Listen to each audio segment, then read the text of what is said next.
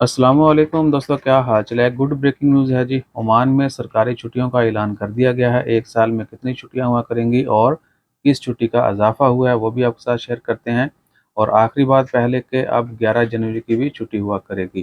Detail कुछ इस तरह से हैं कि आज 7 दिसंबर 2022 और बुध का दिन है। हिज़्ब चिश्ती सुल्तान हैतम बिन तारिक उन्होंने रॉयल डिग्री जारी कर दी है। और आइंदा साल से ओमान में जो सालाना छुट्टियाँ हैं हर साल, वो कुछ इस तरह से हुआ करेंगी। एक तो है यकम मुहर्रम की, नए इस्लामी साल की जब शुरू होता है उसकी छुट्टी एक। दूसरी है 12 रबीउल अव्वल की। उसके बाद है जी मिराज शरीफ की छुट्टी है।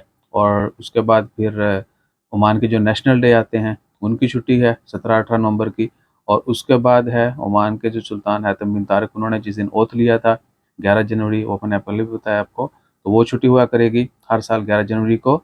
और उसके बाद ईद की जो छुट्टियां हैं वो चार चार, छोटी ईद की भी 4 छुट्टियां हैं और बड़ी ईद की भी 4 छुट्टियां हैं।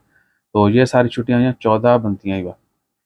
तो ये सालाना छुट्टियां हैं, इनमें कमी बेशी, कमी तो नहीं होगी, बेशी हो सकती है, ज़्यादा हो सकती हैं अगर कोई और ख़ास मौका आता है या गवर्नमेंट जो डिसाइड करती है। तो सालाना ये फ़िक्स हैं, ये तो होनी है आपको इंशाअल्लाह ताला खैर।